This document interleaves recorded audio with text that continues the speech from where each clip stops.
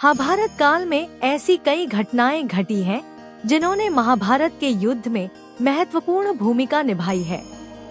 कर्ण का जन्म कुंती के विवाह से पहले हुआ था, जिस कारण कुंती ने उसे को त्याग दिया था। लेकिन कुंती के अलावा भी कई ऐसे पात्र थे जो कर्ण के जन्म की सच्चाई जानते थे। चलिए जानते हैं इस विषय में। कर्ण महाभारत का एक महत्वपूर्ण पात्र रहा है, जिनकी जन्म की कथा भी काफी रोचक है। पांडवों का सबसे बड़ा भाई होने के कारण भी कर्ण महाभारत के अंत तक अपने अधिकारों से वंचित रहा। उनसे अपने जीवन में कई कष्ट झेले। केवल दुर्योधन ने ही उसे अपना सच्चा मित्र माना, जिस कारण गलत होने के बाद भी कर्ण ने अंत तक दुर्योधन का साथ दिया।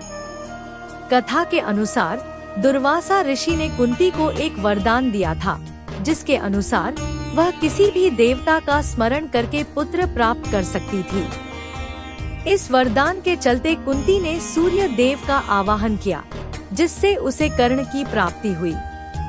लेकिन कर्ण का जन्म कुंती के विवाह से पहले हुआ था, इसलिए लोकलाज के डर से उसने कर्ण को त्याग दिया था और एक नदी में प्रवाहित कर दिया था। हस्तिनापुर के सारथी के रूप में कार्य करने वाले अधिरथ को पुत्र के रूप में कर्ण की प्राप्ति हुई। अधिरथ की पत्नी राधा ने कर्ण को बड़े ही स्नेह के साथ पाला, जिस कारण उसे राधेय भी कहा जाता है।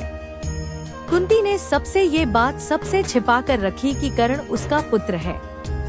कुंती के अलावा कर्ण के जन्म की सच्चाई नारद ऋषि, भगवान कृष्ण और विदुर भी को पता थी। इसी के साथ भीष्म पितामह और महाभारत ग्रंथ के रचयिता वेदव्यास भी यह बात जानते थे कि कर्ण कुंती का पुत्र है। अपने अंतिम समय में जब भीष्म पितामह बाण शैया पर लेटे हुए थे, तब उन्होंने बताया कि वह कर्ण की सच्चाई जानते थे। उन्होंने पता था कि कर्ण अधिरथ और राधा का पुत्र नहीं, बल्कि सूर्य का पुत्र है, जो वरदान के रूप में कुंती को प्राप्त हुआ था। जब कर्ण ने पूछा कि उन्हें यह बात कैसे ज्ञात हुआ, तब भीष्म बोले कि नारद ऋषि से उन्हें कर्ण का परिचय प्राप्त हुआ था। इसके बाद श्री कृष्ण और द्वैपायन व्यास से भी तुम्हारे जन्म पता चला।